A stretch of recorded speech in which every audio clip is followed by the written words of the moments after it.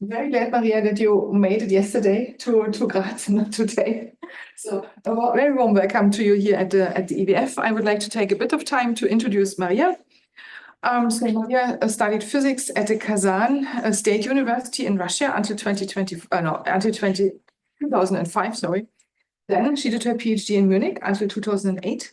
And then she worked with Martin Asplund at the MPIA in Garching in 2009. In 2013, you worked with Gary Gilmore in Cambridge. I want to figure out what you worked there. And then she moved to Heidelberg, to the MP. Wait a second, this is the MPIA in Heidelberg, and where you are now a research group leader for stellar spectroscopy and stellar populations. Right. And you are also a Lise Meitner group leader. So you basically got everything you can actually get at the Max Planck Society, except being a director, but who knows? And you are now, and since 2020, I heard you are now tenured at the Max Planck Society. So it is wonderful to see such a diverse CV. So it means you have fought many fights and you have persevered. And it's wonderful to have you here today. So please take the stage. Thank you. Okay, do I need to enable this or? Yeah, I don't know. Are you still muted? You should unmute yourself. Unmute. Yes, better. Yeah. Okay. Okay. Okay. Okay. Thank you, Christiane. Thank you, Ludmila. It's really a pleasure for me to be here. I have already had nice discussions with some of the colleagues and hope we will take it on later. So yes, what I will talk about is the chemical composition of stars, and in particular, how do we determine the chemical composition of stars in the Milky Way galaxy with novel models, with novel data, with novel methods.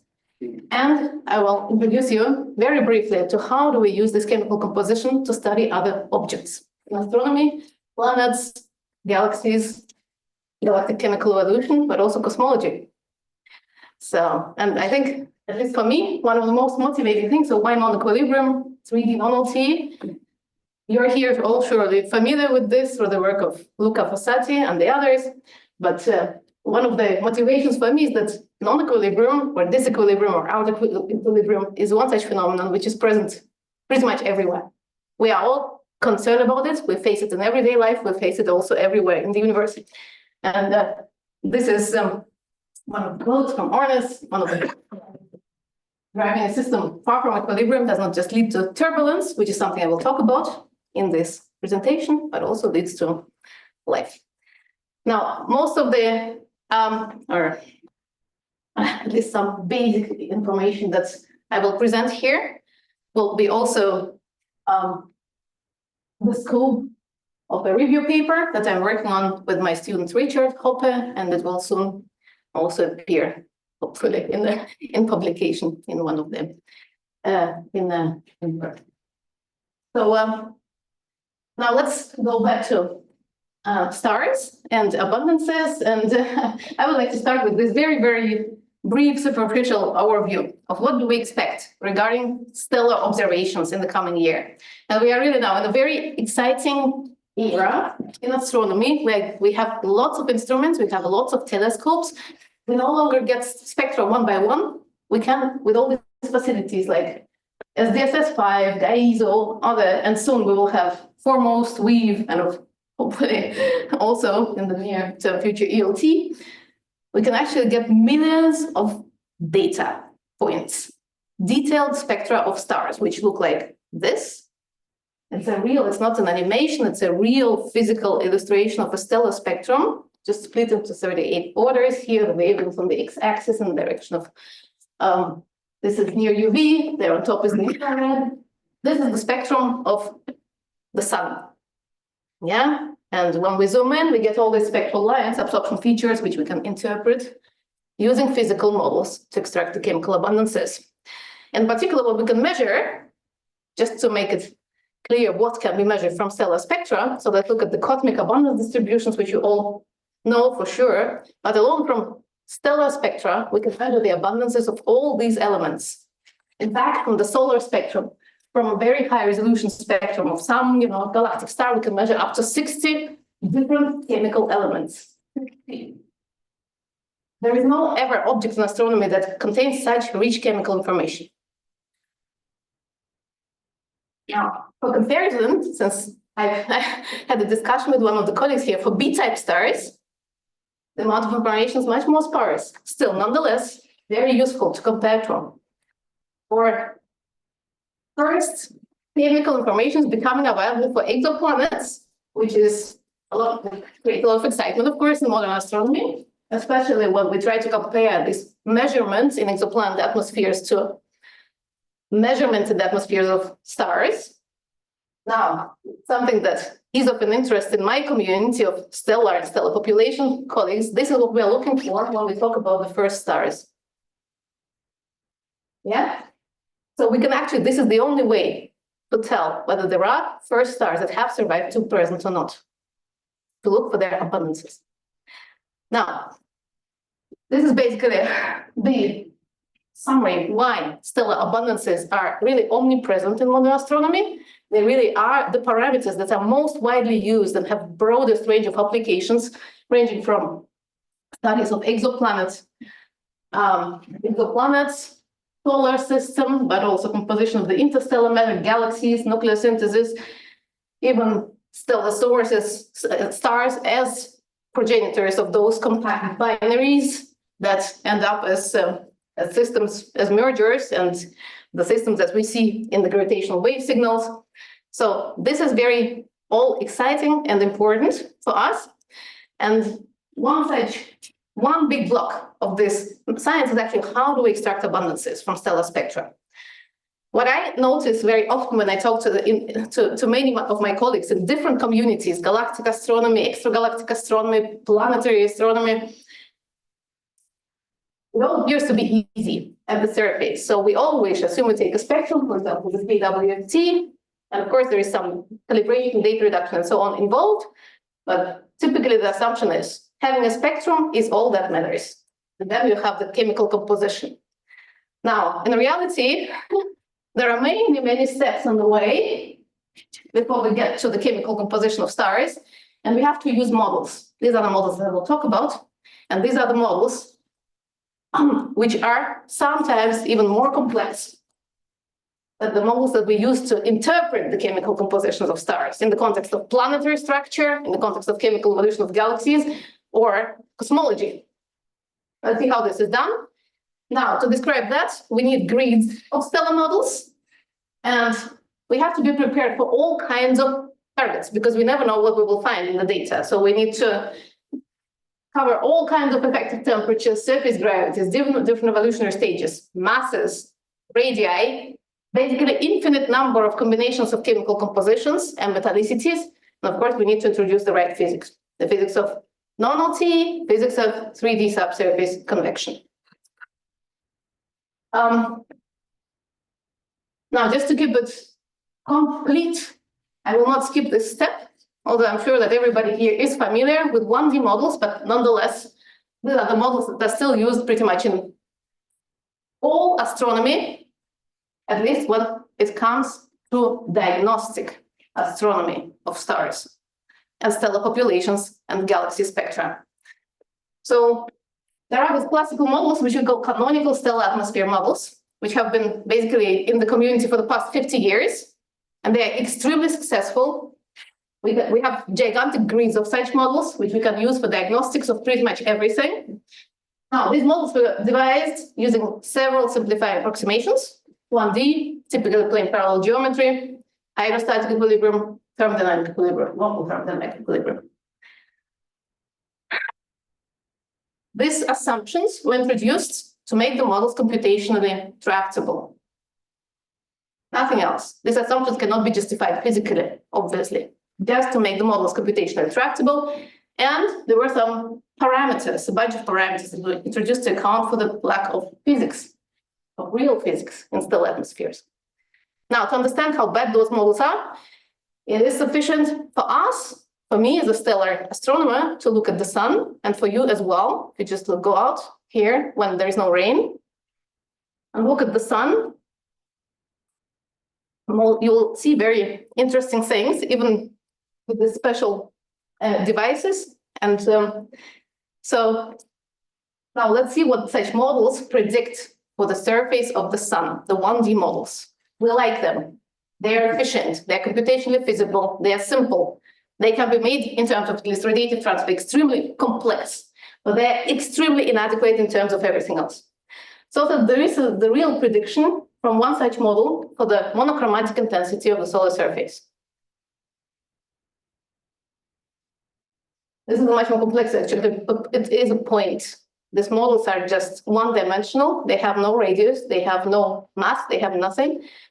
They, in more complex way than what they are at the solar surface, they're actually infinite lines. Yeah?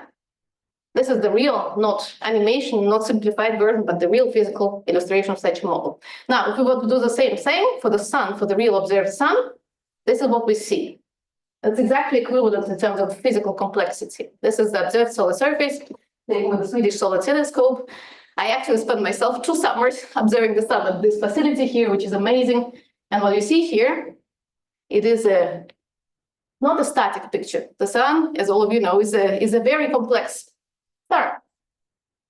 When you go into smaller scales, where you see all this complex substructure at the surface, which is the granulation, the surface manifestation of convection, see the granules, intergranule layers, everything is variable and dynamic. So we also actually, with modern facilities like interferometry at BLT and others, we see substructure at surfaces of many other stars, red giants, red supergiants. We see these granules, giant convective cells, like on red supergiants. These are the giant convective cells. We see upwelling and down, motions of gas, up and down, with the lines of sight velocities of about 10-20 kilometers per second. So this is all just pure data, which tells us we need non-equilibrium models. We need 3D models, models with convection, we need models with non-LTE. Again, for completeness, although I'm sure that everybody here is very much familiar with all these equations, even in non-LTE, when we do non-LTE in stellar atmospheres, we don't solve the full rate equations. We try to simplify them as much as we can to retain the most essential physics. And so here, what is important to us are the quantities which we refer to as cross-sections for all kinds of interaction processes, for collisional, radiatively induced processes, and we have so many that I will not talk about them. What is also important to us is this J, the radiation field itself, because all of that goes into the radiative rates. And whenever you make such plots, you can actually construct such plots of radiation field for different kinds of conditions, be it exoplanet atmospheres or stellar atmospheres or kilonovae or supernova explosions. You will see no matter what, this J, the intensities are always different from the Planck function, which is something that you usually assume in 1D local thermodynamic equilibrium models. And so what happens in all kinds of cases that we have studied so far, at least in all detailed non-LTE calculations, the radiative rates are always many, many orders of magnitude greater than collisional rates, so there is no way to establish any equilibrium whatsoever. This is driven by this inequalities. This is also driven by the shapes of the cross-sections, which are very complex, and they are set by quantum mechanics and quantum mechanics of atoms and moles. So what we find, and this is a slide that I show mostly for, because questions always come up. Why are non-LTE effects so important? Why are they so different? And that is true, they're always very different for different chemical elements, for different spectral lines.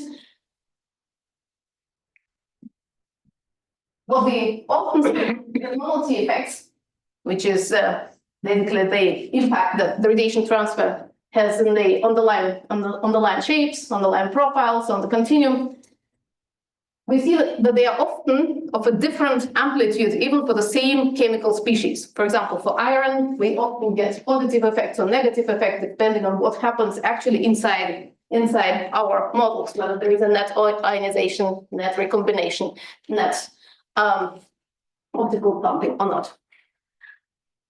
Now, the iron is really one such case. I've had a discussion with Ludmila earlier on the relevance of iron also in exoplanet atmospheres. It's also an extreme challenge for stellar atmospheres, an extreme challenge because we actually, when we talk about non-LTE, we model the systems completely from scratch. We start from electronic structures, we build it up incrementally, adding cross-sections for everything. And of course, the more of these energy states we have, the more of transitions we have, the more complicated statistically, the more diverse the system becomes. And lately we started working on molecules. And here we have additional complexities because the molecules actually have many more quantum numbers, many more types of states excited by different kinds of transitions. In addition, they have dissociation, which is something we have never ever seen in, never ever tried with atoms before. But what we are facing now is that with molecules, and this is one of the simplest ones, which is one of the first we tried computing directly, goes completely out of equilibrium by radiation field immediately because of the very low dissociation potentials, because of the very, very efficient radiative processes. Now, this is a figure from a review, with Richard. If you look at the different papers, what you will actually find is that, and the statement that I made earlier in the presentation, non-LTE, non-equilibrium is actually omnipresent in all systems. You here in the audience care about this part here, atmospheres of exoplanets. They're actually very similar conceptually in terms of their phase. This is basically the equivalent of a phase diagram, TP structure of different astronomical objects. We work here with red supergiants, atmospheres of red supergiants, atmospheres of sun-like stars, atmospheres of B-type stars. All of these are radiation-driven. Atmospheres of kilonovae. These are the electromagnetic counterparts of compact binary mergers. All of these systems that you see on the left-hand side of this diagram, they are all radiation-driven. Densities are very low. Radiation field is extremely intense. So even in the ISM, in AGNs, you have conditions which make all the systems break down from LTE. And especially in exoplanets, and this is, of course, one of the very interesting topics that I think Luca Fossati has been working for a very long time. What you see here, there is very, very strong pronounced impacts which are caused by the low density and, of course, the radiation from the host star. For me, that was very interesting to see that if you look at the transmission spectra, for example, one of the very first papers on exoplanets, the non-LTE effect can actually swap the lines from being the absorption lines to being an emission line. And what was very interesting for me is that this effect can even change the atmospheric structure completely by many thousands of Kelvin, by actually several factors, which is something we've never seen in stellar conditions before. So now 3D, there's one such another ingredient that we have realized as we experimented with 1D models, 1.5D models, and other kinds of models. As time went by, we realized there is no way for us to continue with 1D hydrostatic equilibrium models if we want to get reliable stellar parameters and reliable stellar abundances. Now, physics of those models is extremely complex. I will not be able to summarize it, to cover even a small fraction of it, but in a nutshell, so when we talk about 3D convective models in the context of stars, typically there's the models of upper parts of stellar convective envelopes. We don't fully model the entire convective envelope. It's way too much, impossible. But the upper parts, meaning a few percent, 5% or so, and there are different families of models, box in a star models, star in a box models. But what is solved is some kind of approximate radiation transfer with hydrodynamics in different types. So we use in our code the Riemann solver. There are also MHD models, which is something that I know is done here, for example, by Alexander Shapiro here, which are also very interesting, but we have not yet even gotten to the point of using those models to describe stars yet. So these are more or less in the very beginning. And for the radiation, depending on the complexity that we expect, there is different levels of approximations which are used. In our models, we usually just use the simplified capacity bin with a few capacity bins. So the models, the main problem with such models is that they actually have size, they have a dimension. They have depth, they have horizontal dimension, and they have time. Which means computationally, Those are a nightmare. So we can make such models. For example, this is one such cube box for the sun, computed by my student Philip. So you see the typical size here is a few megameters horizontally. And typically the size of the box needs to be adjusted to match some characteristic physical scales that we want to reproduce. Particular, for example, the number of granules, some typical, which goes with the number of pressure scale height. There are also such models. This is done by my colleagues with the cobalt models, for example, for asymptotic giant branch stars by Bernd Freitag and Susanne Höfner. So those are gigantic. They can easily go to hundreds of solar radii, full radiation hydro. This is amazing. Often, Christiane asked, why do I do 3D? I actually don't want. And this is the reason why. A 1D model, like Marx, MAFAX, the models you use to calculate stellar chemical abundances. This is the time they take on a laptop. Now, I let you enjoy this movie here. This is our solar model, our solar 3D model. And the number that you need to pay attention to is this one. Stellar time and the CPU time. One model. It's not fully relaxed yet. It's just something that goes and goes and goes, and you need to wait until the Newton cooling stops to start radiation transfer. It goes into infinity. Sometimes shocks emerge, things explode. We can wait forever, basically, even for the model of the sun. It gets way more complicated with SSD models. Whenever you introduce some magnetic field, which introduce some heating and things become even more complex because you start getting temperature inversions in the outer parts. Now, What's the resolution there in this? For this slide or for this model?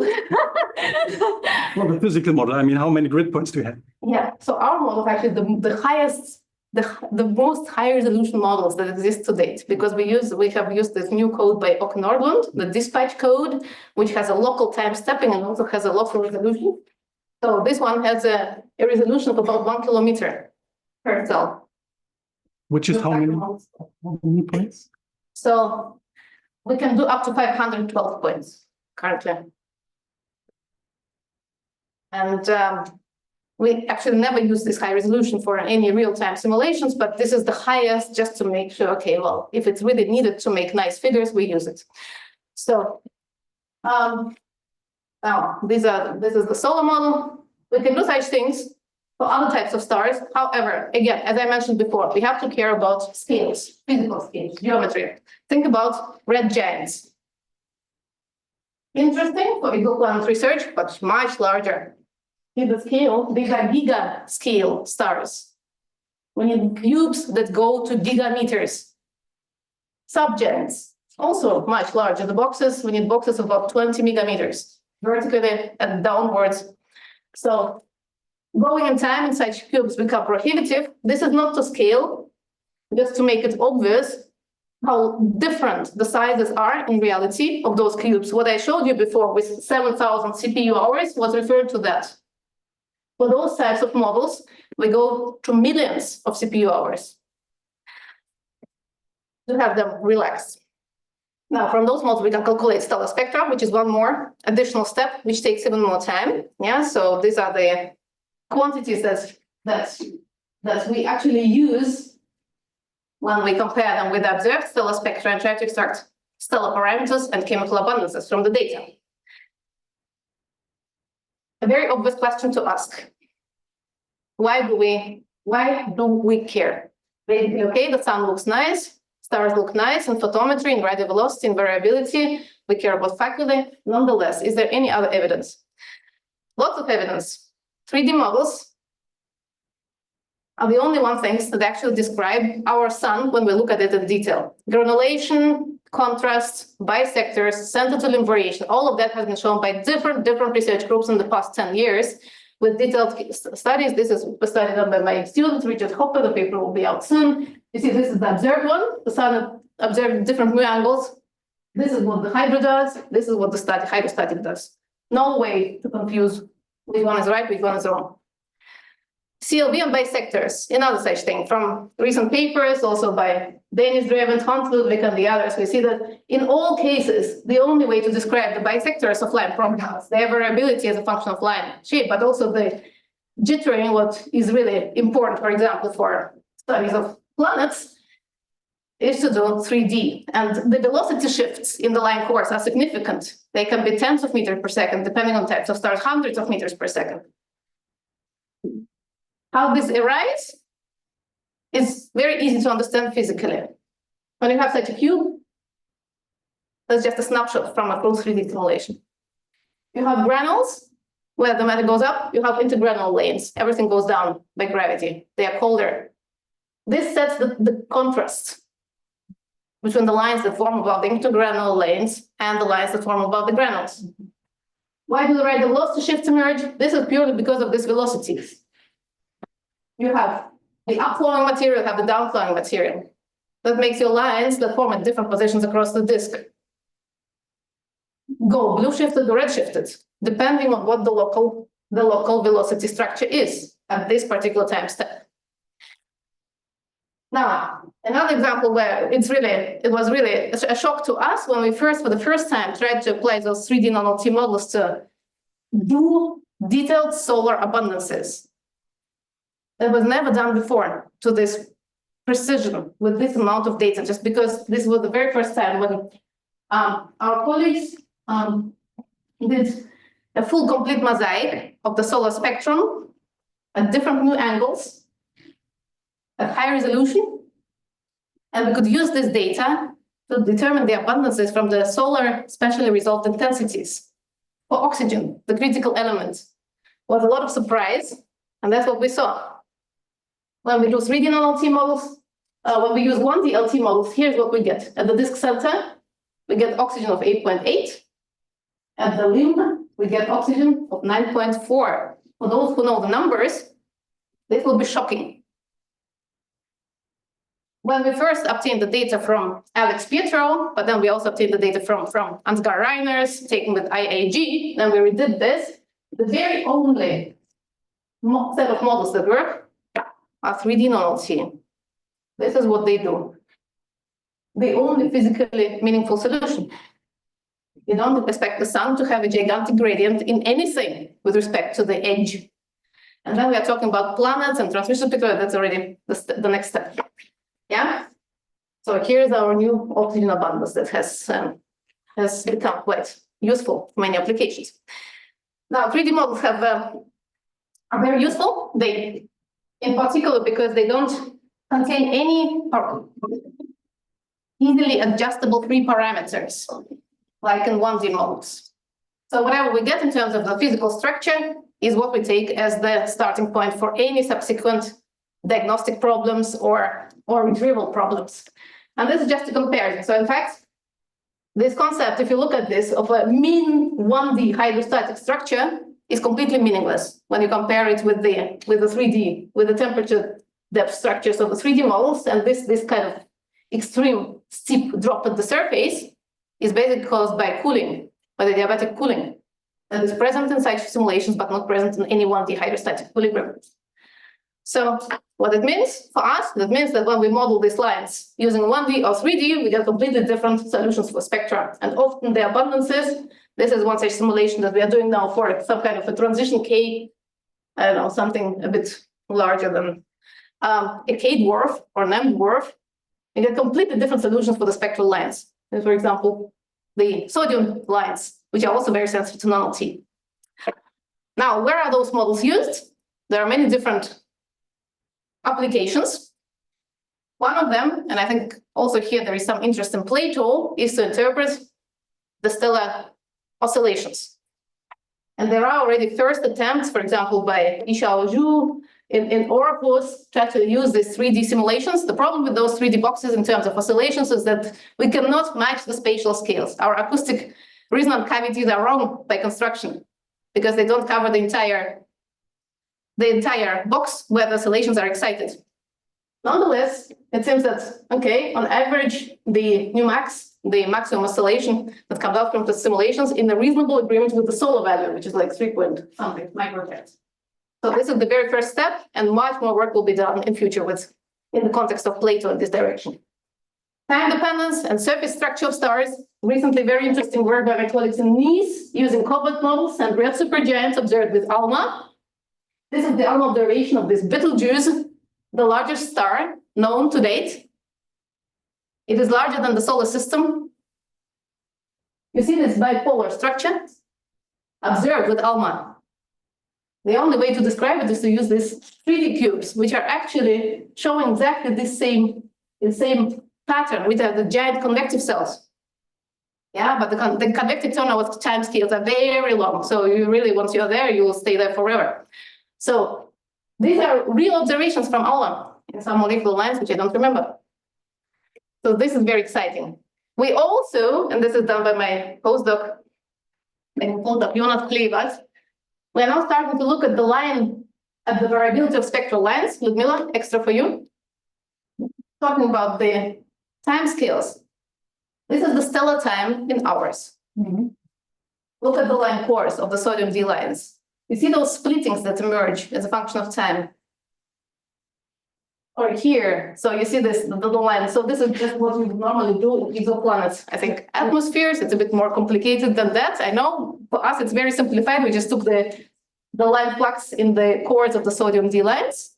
Where do I see the splitting? Or let's say splitting or inversions in the cores of the sodium D lines. Yeah, this kind of things here. Okay, they have the wavelengths and then they have, okay. Yeah, so on the y-axis we have the wavelengths, here we have the time in stellar time, and these are two different simulations. This is our simulation, this is from the coupled collaboration.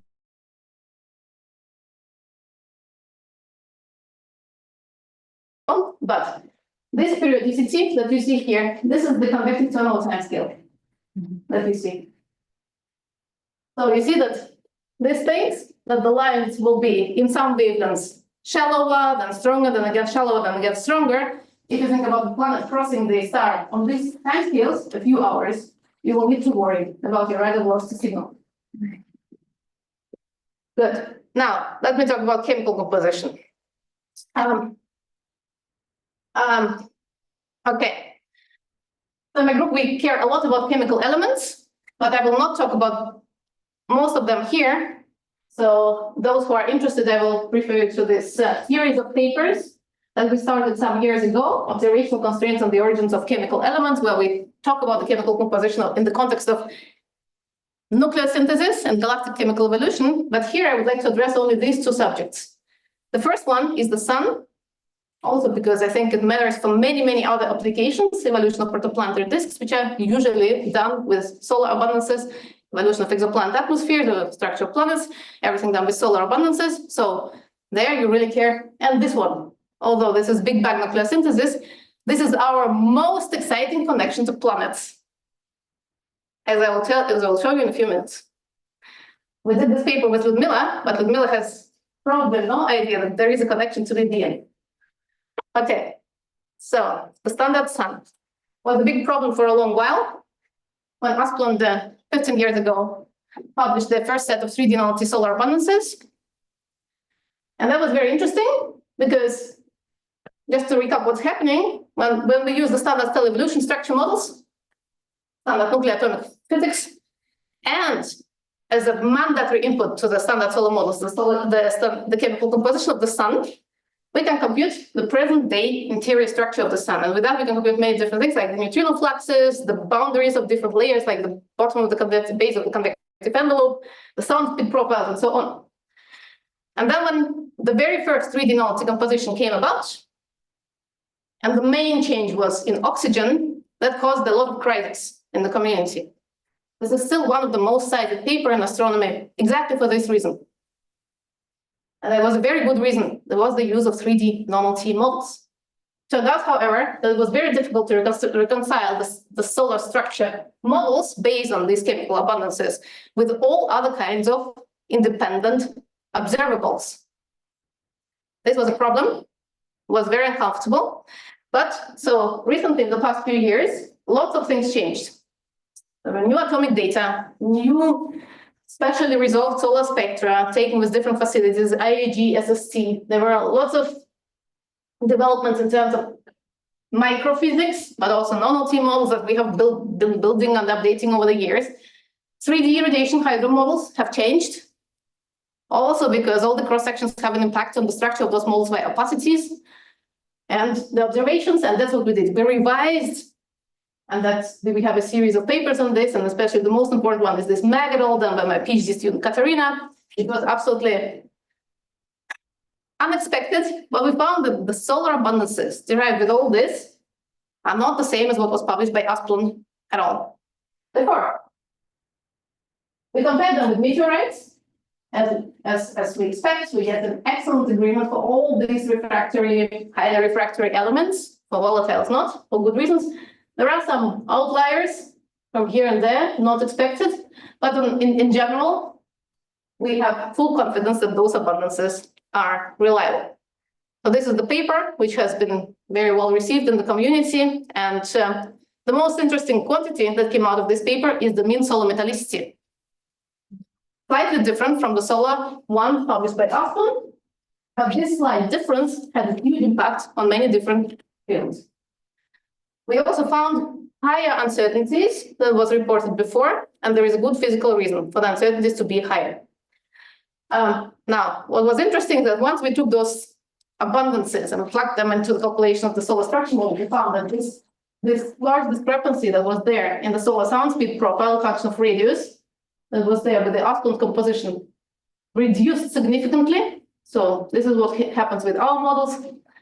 We also found that when we compare the solar age obtained using the solar models with meteorites, we get a way better agreement with the values that come from the dating of primitive meteorites. And finally, very recent, interesting recent evidence came from the Origin experiment, where they measured the different types of neutrino fluxes from the PP chain, but also from the CNO fluxes. And what they said when they measured the total amount of and try to calculate the total amount of carbon plus nitrogen abundance in the solar core. This is their value. That was the only solar values that were consistent. Our values are those, with those Borg-Sino values, these ones. Was cool. Now, for those who care about planets, this is a teaser. This still needs to be done in a much more comprehensive way. So carbon-oxygen abundance is important for the disks, for planetary atmospheres, as we talked already earlier. Magnesium to silicon important for the planetary structures. There is a lot of discussion in the community of how does the structure of planets, how do the properties of planetary atmospheres, formation of clouds is influenced by the properties of their input chemical abundances.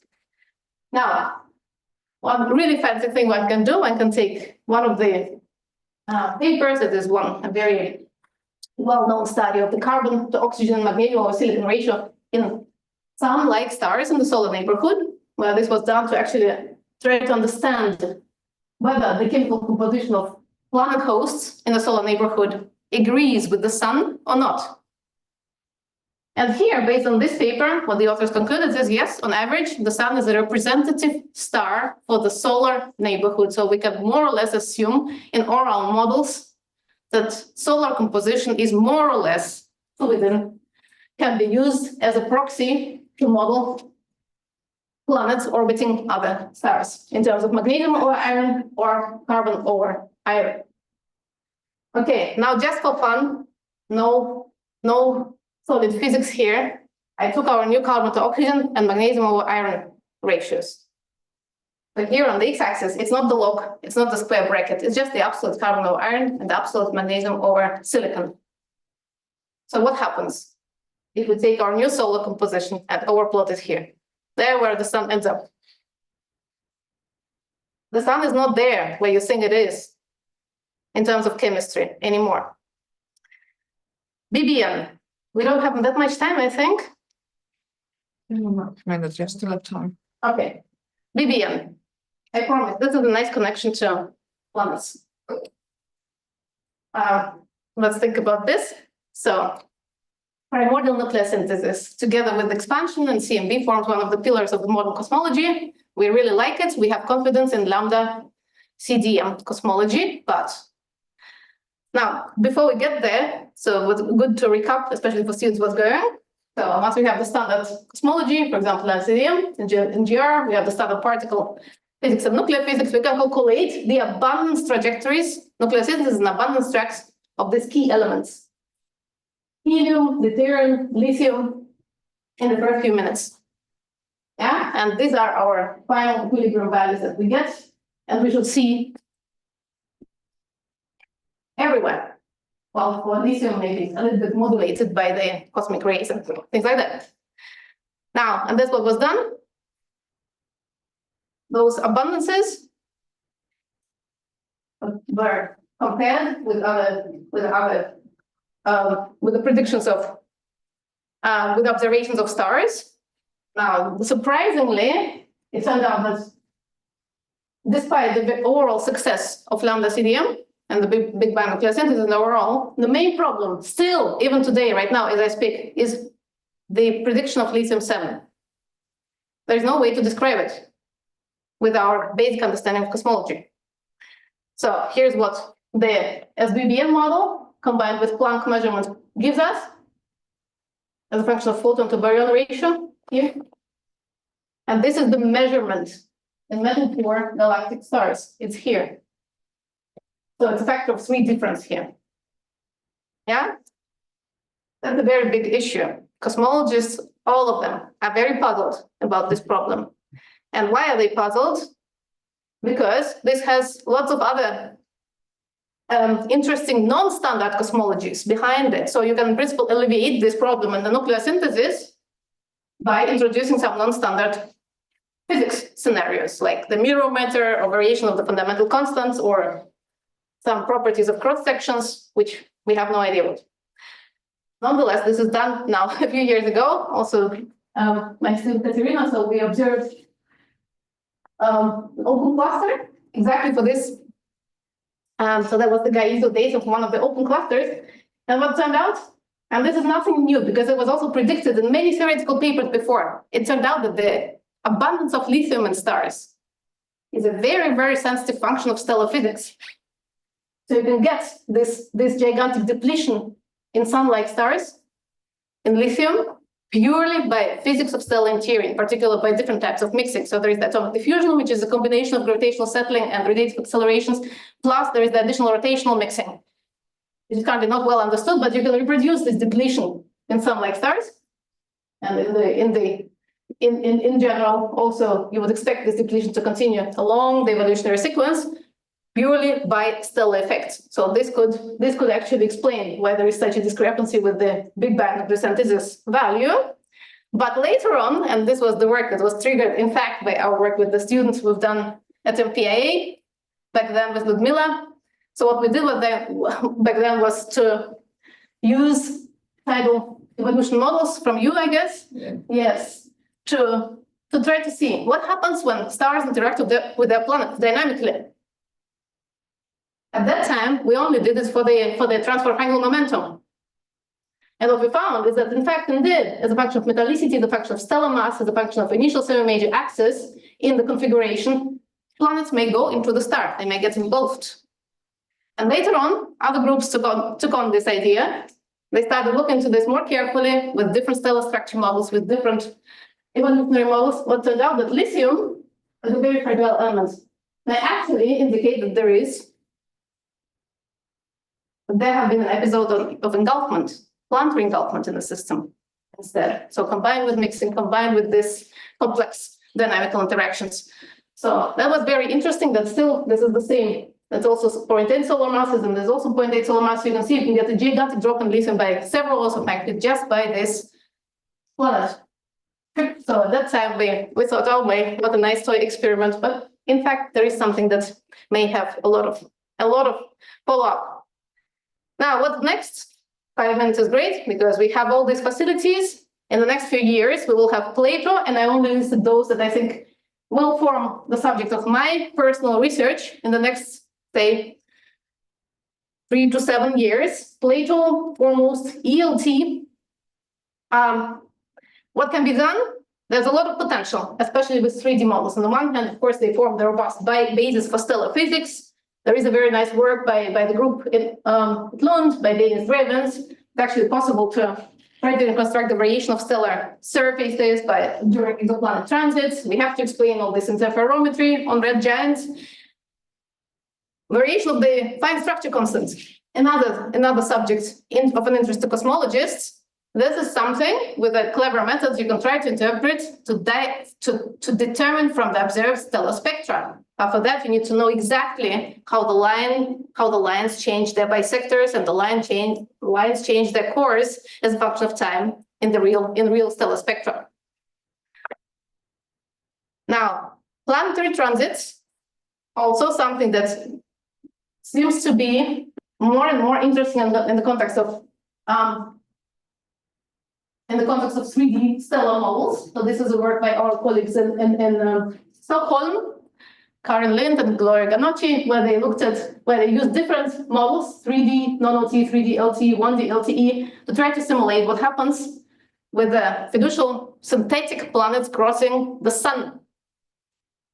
And what they found that indeed, if you use different models, your transits, your curves should change substantially. So you get very different amount of individuals depending on which input stellar spectrum you assume. So this was done for the impact parameter, I think, of 0. So you get a very large effect, but for different impact parameters, it was also the work done by Ansgar Reiners. You can get very different asymmetric effects, which also depend on the phase and on the planet. In future, something I have no time at all and now didn't plan to talk about, with all these facilities, in particular foremost that are involved, we will also start addressing all these other questions. Top 3 stars, the first star is the primordial disk. Very, very, very important on our agenda with foremost. Origins of heavy elements. Now that there are gravitational waves, which is, of course, not a surprise to anyone, but what is a surprise is that all these complex exotic systems like black hole accretion disks or black hole neutron star mergers, they can create heavy elements. And we can do this when we actually look at heavy element abundances in stellar spectra. And finally, the chemical composition of stars is extremely important when we want to answer this question.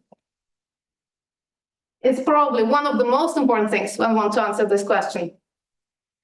And you here know much better than me. AI, we have also done some work on this topic, but it goes without statement that this is one of the directions that will need to be taken because we will get millions of stellar spectra. There is no way anymore we can go through them by eye. We have to use this, and we actually have already successfully applied this kind of machinery in the analysis of the spectra from the Gaia ESO Large Spectroscopic Survey. Worked well.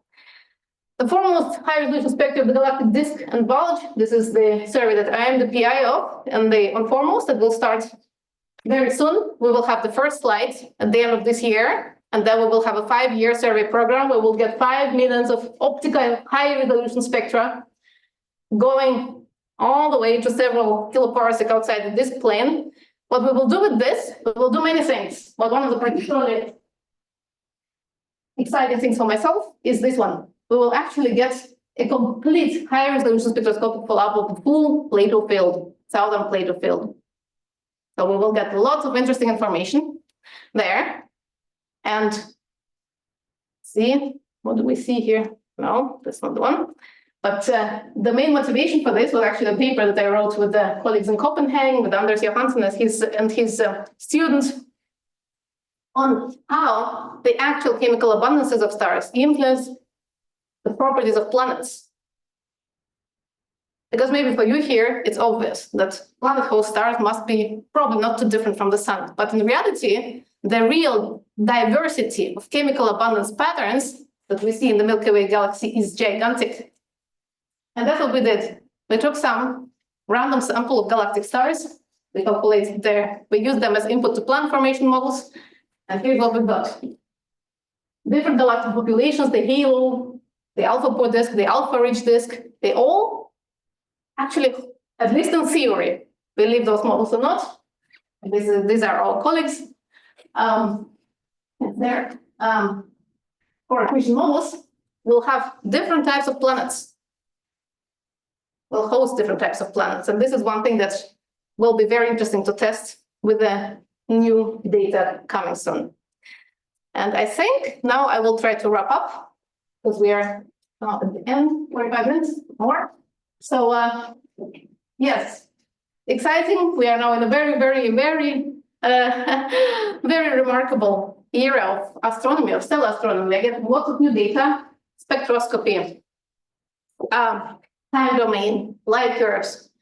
There will be new models, 3D models, non-equilibrium models, which are very important. Here I would like to highlight our website, non-LTE.MPIA.de, where all of you can just get all the things that I've been talking about directly online. It's an online interface to download our non-LTE spectra, our 3D model atmospheres, and everything that is associated with that. We have also done a lot of work in trying to validate those models and show how using these models changes our understanding of other fields. And well, in the future, probably in the next few years, there'll be really exciting developments happening in this other fields of first stars, galactic structure, nuclear synthesis, and for most exoplanet host systems. With it, I will stop. And thank everybody for your attention.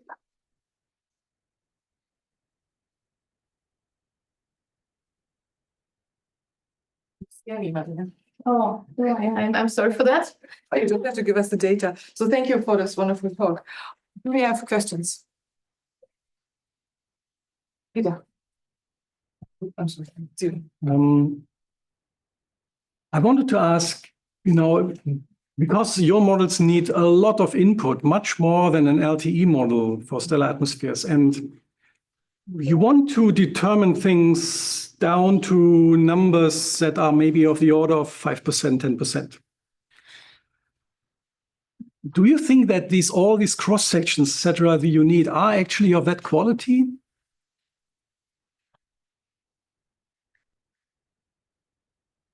Sorry for the question. No, I think that's a very, very, very good question legitimate question to ask. What I showed before in non-LTE models, but also in 3D models, of course. So 3D models, we have some simplified radiative transfer.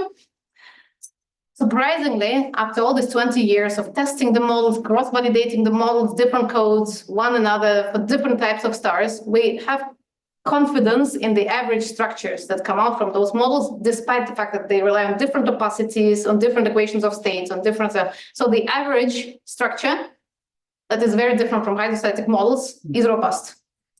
To what extent the average structure is precise, we cannot answer, because also those 3D models are full LTE models. But non-LTE, for example, we always do. There are lots of scaling tests for every new study that does non-LTE calculations in the context of abundances. We have like 5 or 6, we call them consistency tests. These are the excitation equilibrium, ionization equilibrium, the center-limb diagnostics for the sun. The excitation ionization equilibrium is done for other stars, not just the sun. Also the test on parallaxes, so there is a way to calculate spectroscopic gravities, but also to compare them against astrometric gravities. There are interferometric effective temperatures. We do that also spectroscopically. We compare that with that. So we test our non-LTE spectra in 6 different ways, not just for the sun, but also for other kind of, we call them calibration stars. And in this way, we actually, usually we can figure out which cross-sections are important, which not. So what we do, we actually start with some baseline cross-sections taken from the literature. Then we say, okay, let's go update this particular rate. So we can look at the radiative rates, collisional rates, and see what happens to the system when we shake it artificially by a factor of 10, for example. And what comes out in most circumstances, like what happened to oxygen. We have built a gigantic model for the oxygen atom. We have implemented all kinds of cross-sections. In the end, when I started doing the scaling tests, that means reducing the complexity of the model, I figured out that in the end, we can actually go around with a 2-level atom approximation. There was no need to create a model with the 100 energy states and all these cross-sections from everything. So because, especially in non-LTE, it's just a few transitions that really set the statistical equilibrium directly. But you only know if you figure it out. You only know if you do the test. Exactly. Nidhi. I had the question regarding the lithium discrepancy. Yeah. You mentioned how that could be explained by the planetary engulfment. And on that slide, there was 2 graphs with different metallicities. So I was just wondering how metallicities play into the probability of engulfment. Yes. Very good question. So don't know, correct me if I'm wrong, it was a long time ago. So what we did at that time, we used stellar structure models calculated for different metallicities to try to estimate what happens to the stellar convective envelope at the time of interaction as a function of time. And this evolution of stellar convective envelope depends on metallicity. And that's why you see this very large effect. Yes? Yeah, exactly. Yeah, okay. Right. Astrophysics. Yeah, so why oxygen had a much larger discrepancy compared to, let's say, other elements? Very good question. So in fact, for oxygen, the discrepancy was not so different compared to other elements. It was the difference with output was 0.07 dex. 0.07. For the other elements, for example, iron or magnesium, we have 0.05 dex or 0.09 dex or 0.08 dex for silicon, for example. So the differences are omnipresent for everywhere, but the most, maybe I used the wrong terminology here, the difference for oxygen was the most important one.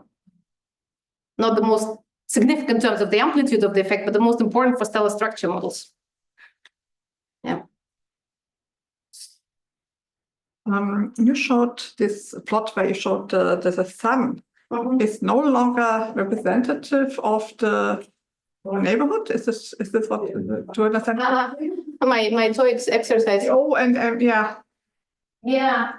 So, okay, here, of course, the trick is that I haven't recalculated the abundances of all these other stars. Indeed. So I have no clue what will happen to all these other, what I we refer see. to as solar twins, or some like stars.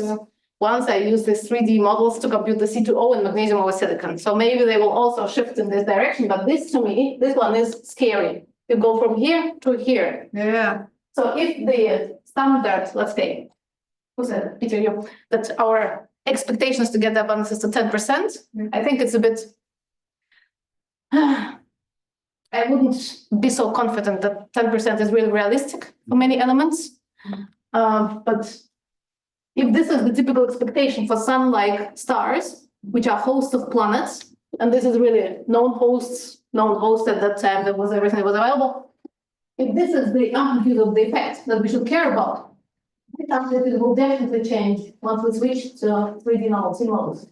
The distribution may become broader or may become narrower, it may shift or stretch or something like this. So that effect will be there. So they are all done with 1D then?